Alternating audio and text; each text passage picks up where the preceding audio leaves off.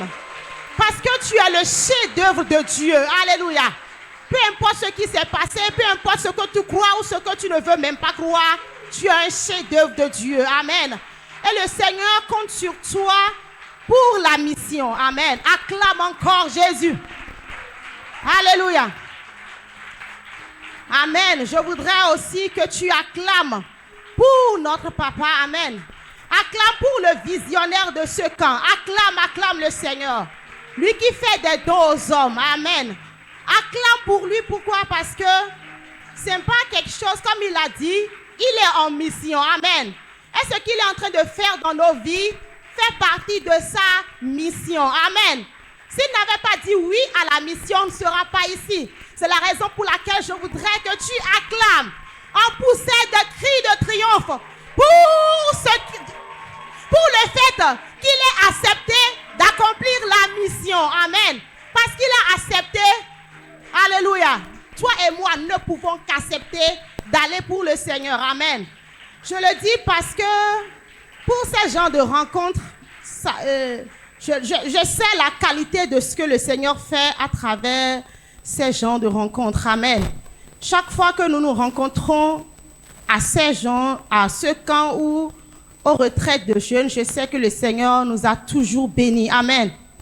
Et aujourd'hui, j'ai essayé de me rappeler tout ce que le Seigneur a fait dans ma vie à travers les retraites. Amen. Et pour la petite histoire, je voudrais pour qui veut, qui ne sait pas, et je sais que plusieurs d'entre vous ne savent pas, le pasteur n'était pas encore pasteur quand il a commencé par organiser des camps de jeunes. Alléluia. On n'était pas nombreux, mais je suis heureuse et je voudrais témoigner aujourd'hui que le Seigneur a fait de grandes choses dans ma vie depuis 2010, 2009, 2010. Que le Seigneur, il n'était pas du tout pasteur en ce moment, mais il organisait pour nous des camps de jeunes, même si c'est pour 2 jours. Et le Seigneur faisait de grandes choses. Alléluia. Il le faisait avec passion parce que c'est son appel. Quand je regarde le parcours, il a du plaisir à partager, il a du plaisir à donner, il a du plaisir à former. Acclame encore le Seigneur. Alléluia. Lui qui fait des dons aux hommes. Alléluia. Quand vous voyez quelqu'un en train de nager dans son domaine d'appel, ça fait toute la différence. Amen. Et le Seigneur nous a rassemblés dans cette saison à ce camp spécial pour dire qu'il ne fait pas de favoritisme. Amen. Chacun de nous a un domaine d'appel. Comme le pasteur l'a dit dans son enseignement du matin, comprendre la mission aujourd'hui, ce n'est pas que le Seigneur envoie par-ci, par-là. Amen. Mais toi et moi, nous sommes de toute manière envoyés. Alléluia. Alléluia. Nous célébrons le Seigneur qui nous a fait la grâce et donné l'opportunité de partager en mission dans l'éducation avec vous. Amen. En réalité, je ne dirai rien de nouveau parce que le pasteur avait déjà tout dit le matin. Amen. Ou bien, il avait déjà tout dit, non. Mais comme on le dit, la répétition est pédagogique. Nous sommes là pour que le Seigneur nous dise, pour qu'on entende, pour que notre subconscient l'accepte. Amen. Donc nous allons lire Genèse 1, verset 28, nous le savons. Genèse 1, verset 28, nous allons lire Ésaïe 6, verset 1. Et nous allons lire aussi Matthieu 28, verset 18 à 20. Alléluia. Quand je dis que nous allons lire, amen, nous sommes jeunes, n'est-ce pas? Alléluia. Je sais que c'est une journée marathon, je sais que vous êtes fatigués, mais vous êtes forts par le Saint-Esprit. Nous allons nous tenir sur nos pieds et honorer le Seigneur. Amen. Genèse 1, verset 28, la Bible dit quoi? Amen.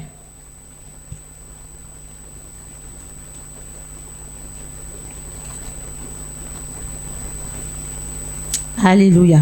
Dieu les bénit et Dieu leur dit, soyez féconds, multipliez, remplissez la terre et l'assujettissez et dominez sur les poissons de la mer, sur les oiseaux du ciel et sur tout animal qui se meut sur la terre. Amen.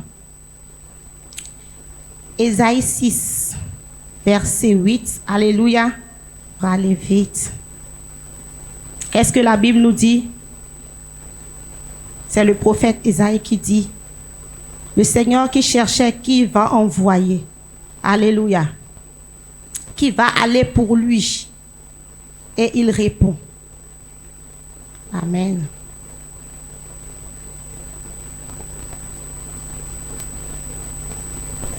J'entendis la voix du Seigneur disant, qui enverrai-je et qui marchera pour nous?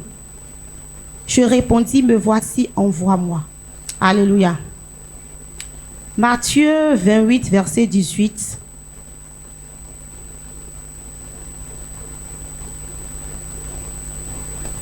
Enfin, la Bible dit,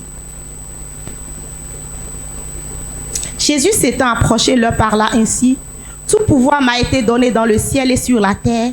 Allez, faites de toutes les nations des disciples, les baptisant au nom du Père, du Fils et du Saint-Esprit, et enseignez-leur à observer tout ce que je vous ai prescrit. Et voici, je suis avec vous tous les jours jusqu'à la fin du monde. Amen. Que le Seigneur bénisse sa parole. Maintenant, nous pouvons nous asseoir.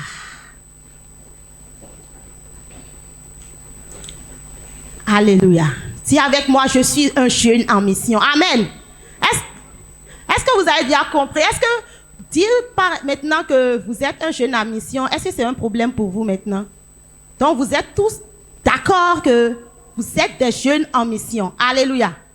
Dis avec moi encore, je suis un jeune en mission. Alléluia. Et le pasteur a tellement expliqué déjà ce que c'est que la mission. Et nous allons revenir sur certaines choses. Amen. Donc, si nous sommes en mission, ça veut dire que quelqu'un nous a envoyés. Amen. Est-ce qu'une personne en mission fait ce qu'elle veut? Non. Si je suis en mission, ça veut dire qu'on m'a envoyé. Ça veut dire que j'ai un agenda, j'ai une feuille de route, j'ai quelque chose à faire et je dois faire quoi? Rendre compte à la fin de ma mission. Alléluia. Dis avec moi, je suis en mission et je vais rendre compte à la fin de la mission. C'est ceci qui doit inspirer, motiver tout le sérieux que nous devons accorder au sujet de la mission. Parce que celui qui nous a envoyés à mission, à la fin, il va nous demander de faire un rapport. Amen. Parce que si vous allez quelque part, on vous a envoyé avec un cahier de charges, avec des ressources, avec des moyens. À la fin, nous devons faire un rapport. Amen. Donc, lorsque le Seigneur nous envoie en mission, il ne nous laisse pas comme ça. Nous allons pour lui avec un mandat. Alléluia. Nous allons pourquoi? Pour faire quoi? Défendre ses intérêts dans la sphère qu'il nous a, où il nous a envoyés. Amen. Le pasteur.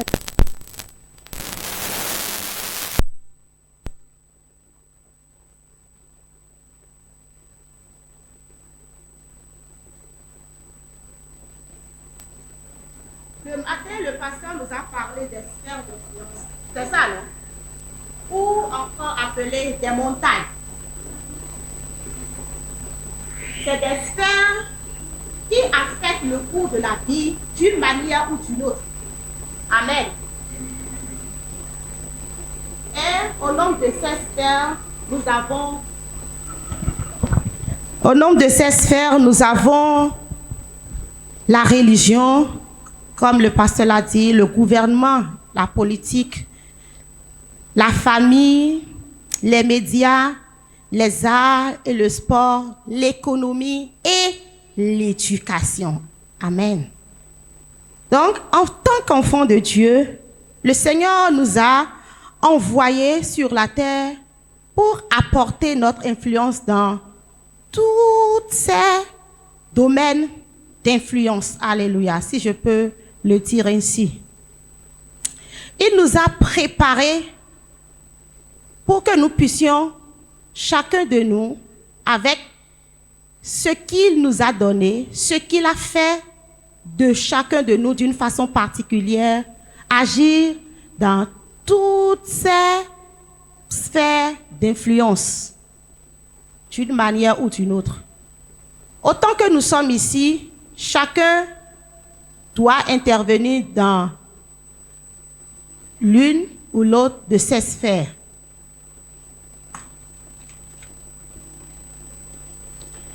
Maintenant, comme le pasteur a eu à le dire le matin, nous avons compris que la mission, ce n'est plus envoyer dans des localités et tout, comme ça se faisait.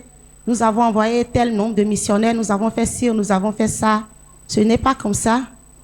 Mais nous devons entrer dans ces systèmes-là, justement, et changer le cours des choses avec les valeurs, les normes du royaume. Amen.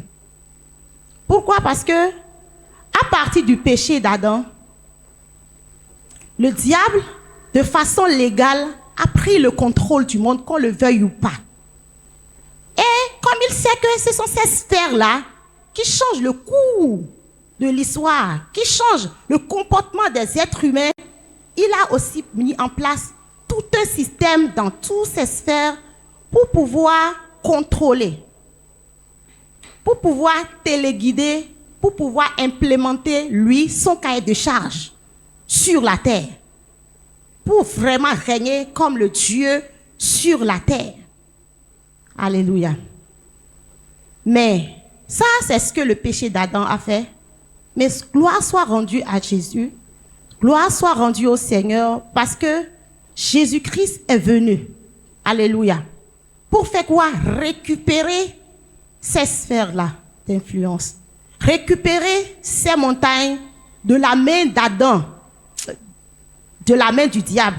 Parce que c'est par le péché d'Adam que de façon légale, Adam, notre ancêtre, a donné la domination, la clé au diable. Mais par son œuvre à la croix, en prenant sur lui la peine que méritaient nos péchés, il est venu, Jésus, racheter la race humaine. Non seulement ça, il est aussi venu racheter les systèmes. Il est venu racheter ces montagnes-là qui influencent le cours de la vie sur la terre. Amen. La Bible dit dans Matthieu 18, verset 11 que Jésus-Christ est venu pour sauver ceux qui étaient perdus. Non seulement les hommes, mais aussi les systèmes. Ces sphères d'influence-là, Jésus-Christ est venu les sauver. C'est vrai que lorsque nous regardons autour de nous, on a tendance à se décourager. Parce qu'on se demande comment on peut faire. Comment est-ce que c'est encore possible? Tellement les choses sont poussées. Est-ce que nous pouvons quelque chose? Alléluia. Mais quand le pasteur a eu à le dire ce matin, ce n'est pas nous qui faisons quelque chose. Alléluia.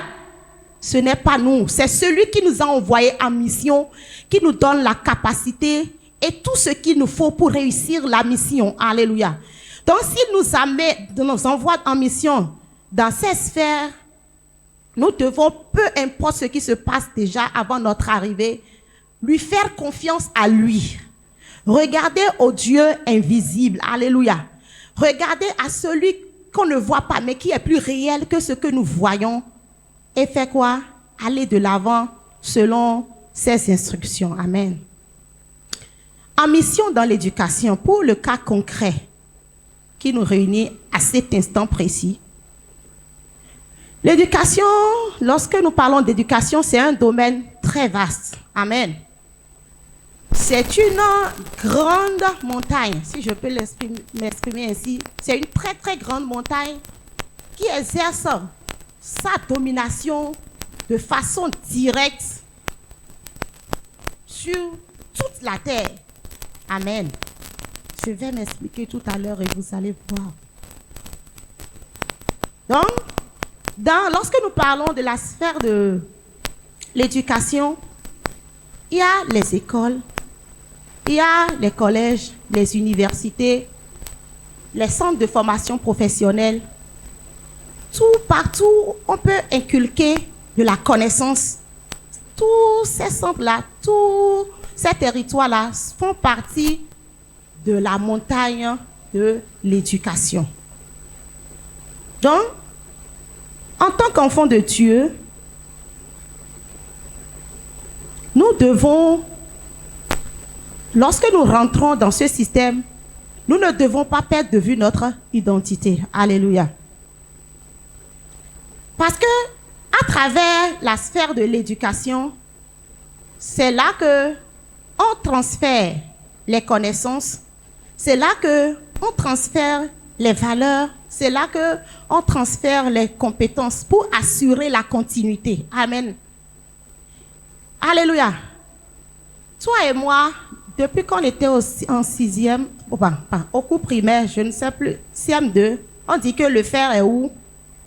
Le fer de Lumbu Lumbu, amen. Lors de Perma.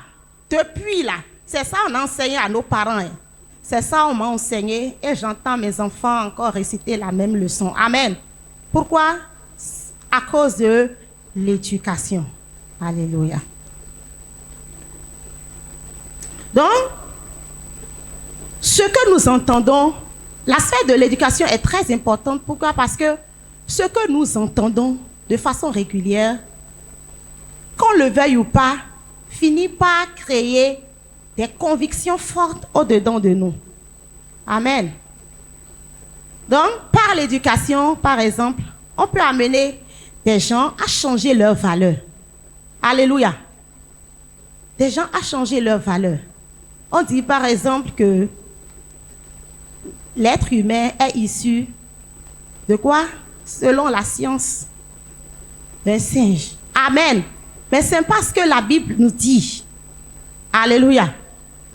Nous devons faire la part des choses. Amen. Heureusement que nous avons encore dans la sphère de la religion de très bons enseignants, de très bons pasteurs, de très bons formateurs qui enseignent toujours la vérité pour rectifier le tir. Alléluia. Donc, par l'éducation, une personne peut facilement changer ses valeurs, changer ses opinions. Amen. Changer même sa culture, changer ses idéaux. Amen. Changer son comportement, changer même ses croyances. Alléluia. Un enfant qui croyait en Dieu, qui connaissait, mais il faut juste quelques mois ou quelques années au pied d'un mauvais enseignant qui lui dit, un enseignant qui ne croit pas en Dieu, mais qui lui répète continuellement, Dieu n'existe pas, parce que il le dit matin et soir. Dans tout ce qu'il enseigne, il fait allusion à ça. Cet enfant va commencer par douter. Alléluia. Et si l'enfant ne vient pas à la maison pour qu'au niveau de la sphère de la famille, ça soit corrigé, l'enfant va finir par se perdre. Si ça continue ainsi. Amen. Donc, par l'éducation, on peut même changer les croyances d'un individu. Les éducateurs à divers niveaux captivent notre attention. Amen. Qu'on le veuille ou pas. Alléluia. Pourquoi? À cause de leur position. Nous ne les connaissons pas vraiment. Nous ne connaissons pas leur passé. Nous ne connaissons pas leurs croyances. Mais de façon naturelle, on croit un enseignant. De façon naturelle, on avale comme si c'était parole d'évangile. Tout ce qui sort de la bouche d'un enseignant, sans même chercher, pour la plupart du temps, à vérifier la véracité de ce qu'il sort. Amen. C'est la raison pour laquelle cette sphère d'influence est très, très importante. Amen. C'est pour ça que je parle d'une grande montagne que nous devons posséder. Alléluia. En réalité, en dehors de la famille où nous sommes là de façon permanente, l'école est pour nous une seconde famille.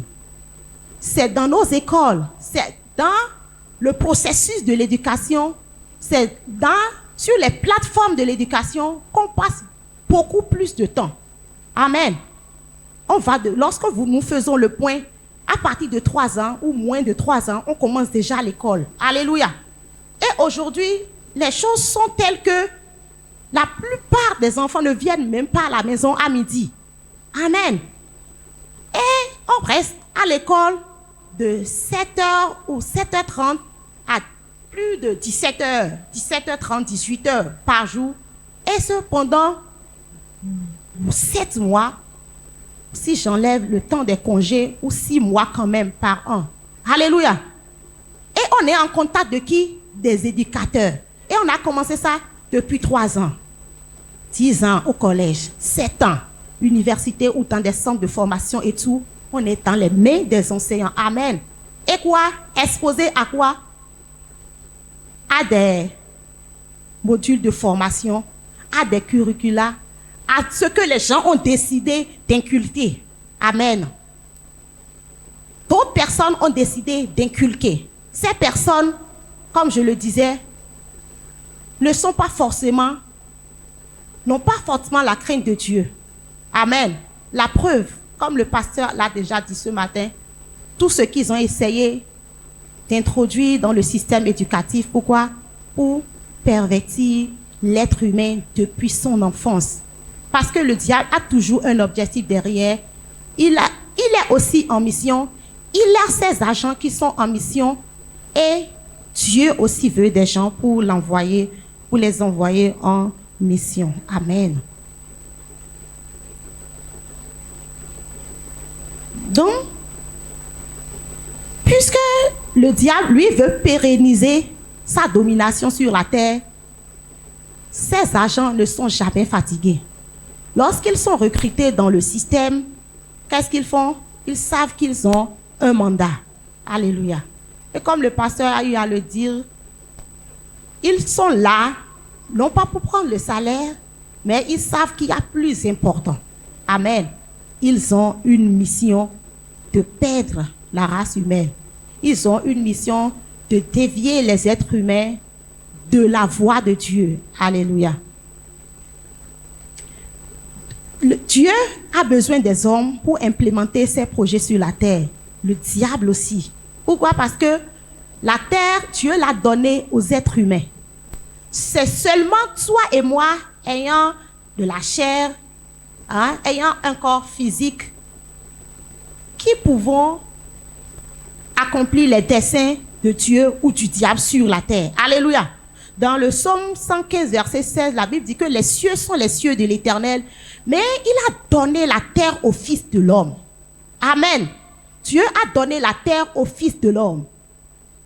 Donc, le diable, quand bien même il a pris possession de la terre à travers les sphères d'influence et pour ce qui nous concerne, la sphère de l'éducation, il a besoin de ses agents et ils font leur travail. Amen. De la même manière, toi et moi, si nous voulons changer les choses, nous devons accepter l'appel de Dieu dans ce domaine, si c'est pour ça qu'il nous a appelés. Alléluia. En réalité, je me prêche moi-même. Amen. Alléluia. Je me prêche moi-même. J'espère qu'il y a des gens qui sont envoyés dans le même système que moi ici. Amen. Alléluia. Amen. Donc, nous devons nous lever pour prendre notre responsabilité dans le domaine de l'éducation. Pourquoi? Pour imposer les valeurs du royaume. Amen. Pour changer la façon dont les choses se font. Jusque-là, si nous pensons que ça ne va pas du tout. Amen. Et c'est vrai. Donc, autrement, si nous ne nous levons pas, qu'est-ce qui va se passer? Notre Dieu est fort, non? Dieu est fort. Je ne vous entends pas. Dieu est fort. Dieu est tout puissant. Est-ce qu'il y a quelque chose que Dieu ne peut pas faire? Il peut tout faire. Malgré sa toute puissance, amen. Malgré sa capacité à tout changer en un clin d'œil, si toi et moi, on ne se lève pas, rien ne changera. Amen. Sans notre collaboration, Dieu lui-même est limité. Si nous n'acceptons pas lui donner la main d'association, lui-même sera limité malgré sa toute puissance. C'est la raison pour laquelle il a besoin de nous. Et il pose encore la question, qui enverrai-je? Amen. Il me pose d'abord la question, est-ce qu'il peut compter sur moi? Amen. Dans ce système. Et depuis, je suis en train de prier, Seigneur, aide-moi. Amen. À comprendre vraiment. Parce que là, il faut que je comprenne.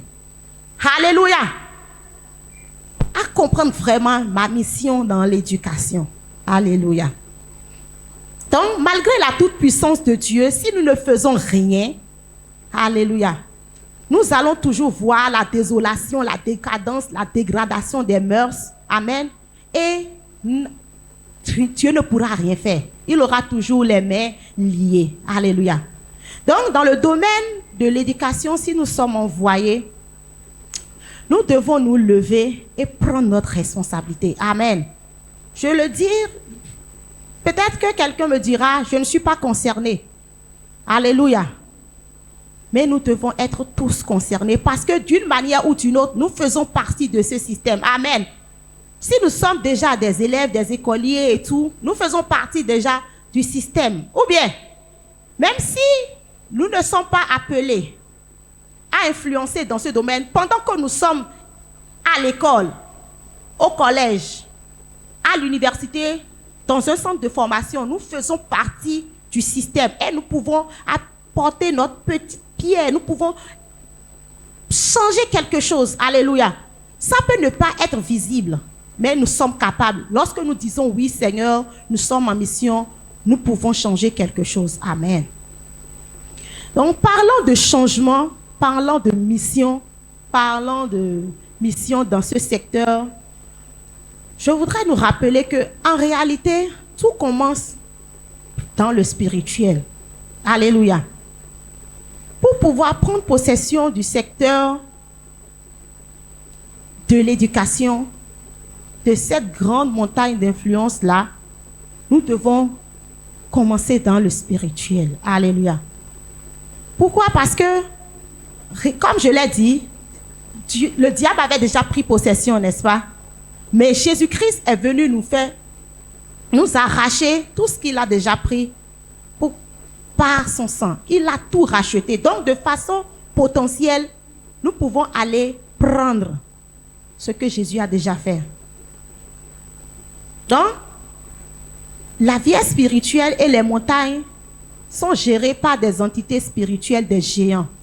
Mais la Bible dit que la terre appartient à l'Éternel. Ou bien, la terre appartient à Dieu, non? Donc, ça veut dire que c'est encore possible, on peut se lever pour changer la donne. Et effectivement, lorsque nous regardons dans le système éducatif, pour ce qui nous concerne, nous voyons beaucoup de géants. Amen. Nous voyons beaucoup de géants qui étaient là avant nous. Nous voyons que les choses ont été mises en place il y a longtemps. Et comment se fait-il que personne n'a pu rien faire? Alléluia. Mais avec Dieu, il n'est jamais trop tard. Comme le pasteur l'a dit ce matin, nous ne devons pas être intimidés par ce que nous voyons, parce qu'il ne s'agit pas de nous. Même si nous sommes seuls, nous ne sommes pas seuls. Parce que celui qui est avec nous est le plus grand. En fait, je me parle. Lorsque nous sommes seuls, nous ne sommes pas seuls. Parce que celui qui est avec nous est le plus grand. Amen. Dieu est derrière nous pour que nous puissions glorifier son nom dans ce système de l'éducation. Amen. Nous n'avons pas la sagesse humaine pour faire quoi que ce soit, mais Dieu est capable de faire. S'il a envoyé dedans, il a les politiques, il a les moyens de sa politique. Il sait comment faire arriver ce qu'il veut sur la terre. Alléluia. Donc, comme je le disais, nous devons commencer par la prière. Nous devons commencer par la prière. Commençons toujours par la prière. La Bible dit dans le psaume 2, verset 8, il dit, demande-moi et je te donnerai des nations pour héritage, les extrémités de la terre pour possession. La première chose qui m'est venue en esprit, c'est que, en réalité, en mission dans ce domaine, je n'ai pas encore demandé vraiment la nation des enseignants, la nation de tous ceux qui opèrent dans ce système. Amen. Mais la Bible dit que nous devons demander à Dieu. Pourquoi? Nous savons qu'il va nous donner. Nous savons qu'il va nous donner parce que Jésus-Christ a déjà payé pour que ça nous appartienne. Donc, Ce n'est pas maintenant que le Seigneur va se lever pour aller les récupérer. C'est déjà dans sa main de façon potentielle. Et il voudrait des hommes, ses enfants sur la terre, pour procéder pour lui, pour maintenir la domination, pour continuer l'œuvre de victoire de Christ sur la terre dans ce domaine de l'éducation. Donc la première des choses en tant que fils de Dieu dans le système éducatif, nous devons commencer par demander à Dieu, donne-moi Seigneur. Seigneur, donne-moi la nation de l'éducation. Donne-moi la montagne de l'éducation. Donne-moi la nation des enseignants. Donne-moi, si nous sommes dans une école professionnelle, nous devons demander déjà cette nation, c'est-à-dire les personnes qui font la même chose que nous. Lorsque nous sommes tous élèves, il y a la nation des élèves parce que nous avons les mêmes besoins, nous pensons la même chose, nous faisons la même formation, nous constituons là une nation. Amen. Donc là où nous sommes dans nos universités, dans nos collèges, nous sommes là en mission pour Dieu. Toutes les personnes qui sont avec nous, nos collègues, lorsque vous êtes enseignants, pour nos camarades, lorsque nous sommes élèves ou à l'université, étudiants ou dans une structure de formation professionnelle, nous devons demander ces personnes-là pour le Seigneur. Ça commence là. Demander. Ça veut dire quoi? Nous devons commencer par intercéder vraiment parce que Dieu veut nous donner. Ça fait partie des vraies richesses que le Seigneur va nous demander à la fin. C'est ça que nous allons lui montrer. Ce n'est pas le nombre de masters que nous avons. Ce n'est pas le nombre de primes que nous avons eues. Ce n'est pas le salaire que nous avons gagné à la fin. Non, ce n'est pas ça. Mais le Seigneur veut des âmes. Le Seigneur veut des personnes pour lui. Le Seigneur veut récupérer des territoires dans le domaine de l'éducation par ceux qui constituent les formateurs dans le système. Alléluia. Il veut les récupérer. Maintenant, si vous êtes seul, votre voix ne peut pas bien compter. Amen.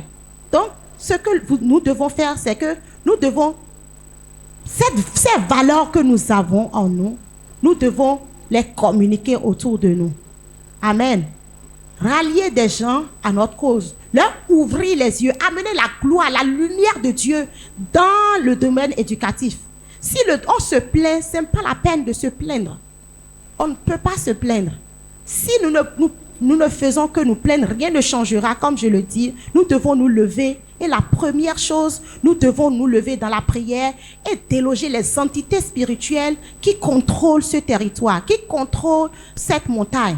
Déjà, nous devons être conscients que nos écoles, toute la hiérarchie qui contrôle nos écoles, il y a une représentation spirituelle. Alléluia. Donc nous devons nous assurer que ce soit Dieu qui les contrôle.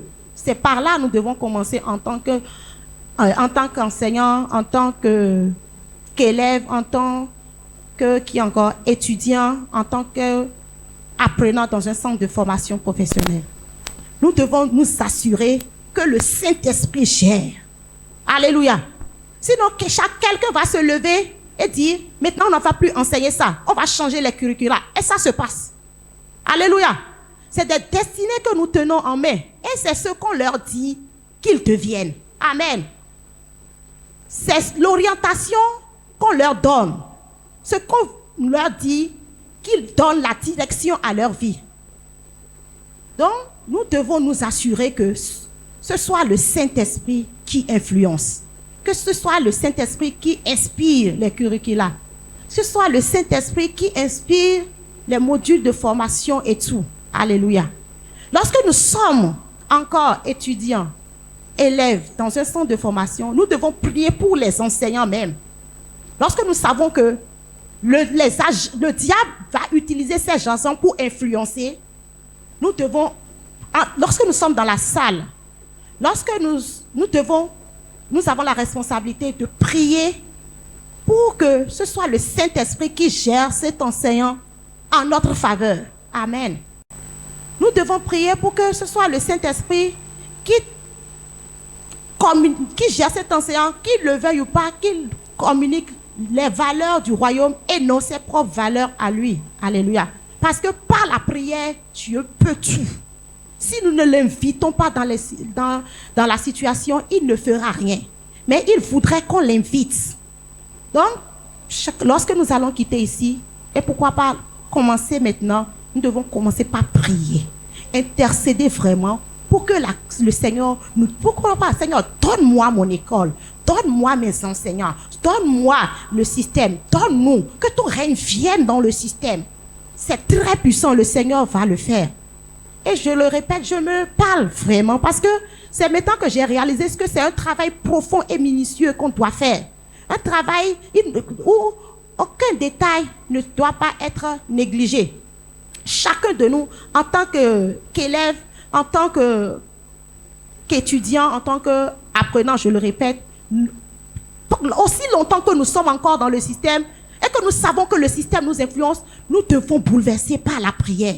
Nous devons intercéder pour que ce que nous recevons ne nous dévie pas, pour que ce que nous recevons ne détruise pas nos bonnes croyances, pour que ce que nous recevons nous amène à accomplir le but de Dieu pour notre vie. Alléluia. Parce qu'à cause de l'éducation, on peut manquer sa propre mission. Amen. Parce que les éducateurs sont des formateurs. Tous ceux qui sont en mission passent toujours par l'éducation. C'est là où toi, d'une manière ou d'une autre, quel que soit ton couloir, tu dois passer par l'éducation. Et là, on peut te dévier. Là, on peut te dérouter. Amen. Nous devons dire comme Caleb. Nous allons lire Josué 14, verset 12 pour terminer. Amen.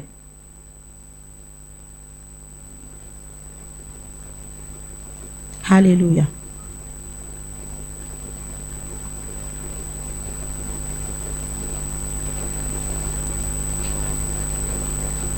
Amen. Alléluia. Josué et Caleb a dit, donne-moi donc cette montagne dont l'Éternel a parlé dans ce temps-là, car tu as appris alors qu'il s'y trouve des Anakim et qu'il y a des villes grandes et fortifiées. L'Éternel sera peut-être avec moi et je les chasserai, comme l'Éternel a dit. Josué bénit Caleb, fils de Jephunneh, et il lui donna Hébron pour héritage. Alléluia. Caleb a dit, donne-moi cette montagne. Il reconnaît qu'il y a des géants sur la montagne, il n'a pas peur. Mais il a dit que l'Éternel sera peut-être avec moi et je vais les chasser, je vais pouvoir prendre possession de la montagne. Amen. Nous avons déjà entendu que ce n'est pas que l'Éternel sera peut-être avec nous. Quand Dieu nous envoie en mission, il a dit qu'il est avec nous. Alléluia. Il ne nous laisse pas, il ne nous regarde pas de loin. Il est avec nous dans la mission. Alléluia. Ce que nous devons faire seulement, c'est d'être sûr d'avoir entendu sa voix. C'est de passer notre temps dans sa présence, développer notre communion avec le Saint-Esprit qui est quoi? L'esprit de la mission, qui est le missionnaire en chef. Celui qui envoie en mission, c'est lui qui est là pour nous guider. C'est lui qui connaît le cahier de charge. C'est lui qui connaît l'agenda. Nous ne sommes que des agents d'exécution. Amen. Maintenant, pour pouvoir puiser les pensées de Dieu, amen, pour pouvoir puiser dans l'agenda de Dieu pour le système éducatif, nous devons nous asseoir au pied du Saint-Esprit pour qu'il nous dise quoi faire. Parce que sans lui, nous ne pouvons rien faire. Le changement dans le système éducatif, c'est possible. Mais aussi longtemps qu'il n'y aura pas des missionnaires qui se lèvent. Si toi et moi ne faisons rien, Dieu, malgré sa puissance, je le répète, aura les mains liées. Maintenant, si nous nous levons, il se lève avec nous. Si nous nous levons, c'est-à-dire, je commence toujours dans la prière, dans la communion avec le Saint-Esprit pour dire comment on va faire, il répond toujours à ces genres de questions, comment faire. Par où nous devons aller, il répond toujours, passe par ici, fais ci, fais ça. Alléluia. Et c'est alors que nous pouvons sauver le système éducatif qui est une grande montagne, qui est au carrefour de toutes les autres montagnes. Alléluia.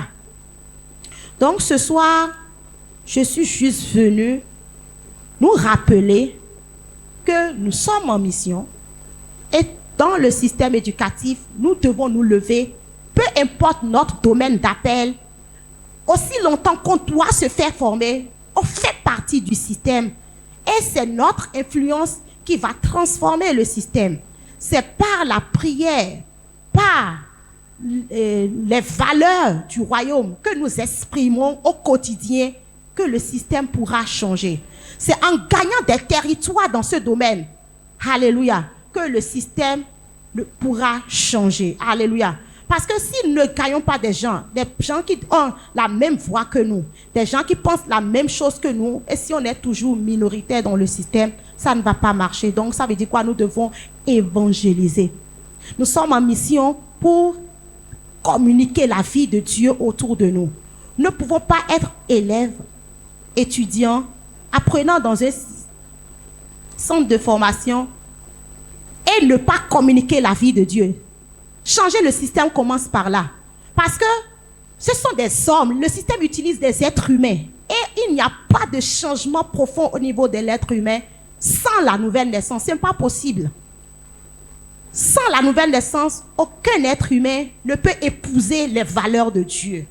Il fera des efforts, c'est vrai, mais ça va finir par fatiguer. Mais par la nouvelle naissance, je le répète, nous pouvons tout. Donc nous avons déjà, ça fait partie des outils essentiels que le Seigneur a mis en nos mains pour changer le système, changer les hommes. Changer les hommes. Lorsque nous serons nombreux à confesser Jésus, à croire les normes, on va à des assises, on veut voter, on veut faire passer des curricula. Si vous êtes seul, ou bien des livres, programmes et tout, ce serait compliqué. Mais quand vous êtes nombreux, alléluia, c'est facile de changer les choses. C'est facile de dire, chez nous, ça ne se passera pas. L'enseignement sexuel à la maternelle, au primaire, ça ne se passera pas, ainsi de suite, ainsi de suite. Alléluia. L'homosexualité, on refuse. C'est pas normal. Alléluia. Les personnes bisexuelles, on refuse. Amen. Des hommes qui pensent qu'il faut qu'on les appelle elles là, ça ne passe pas chez nous. Alléluia. Il paraît qu'ailleurs même, on licencie des enseignants pour ça.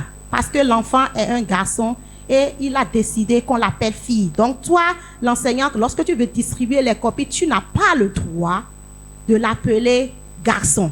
Tu dois dire, elle vient chercher. Non, non, non, ça ne se passera pas. Amen. Et si tu fais l'erreur et que l'enfant va se plaindre à l'autorité, tu es viré.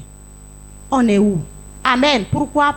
Parce que chrétiens dans ce domaine, nous avons longtemps croisé les bras. Dieu voit, mais il ne peut rien faire sans nous. Amen. Donc je crois que ce soir, le Seigneur t'a parlé. Le Seigneur t'a parlé. Nous sommes tous concernés. Rien ne sera de trop. Ta prière ne sera jamais de trop. Pendant que tu es encore élève, pendant que tu es encore étudiant, pendant que tu es encore apprenant, même si ce n'est pas ton domaine d'appel, ce que tu aurais fait, le ciel va comptabiliser ça pour toi. Amen. Tu dois commencer par gagner des âmes. Là.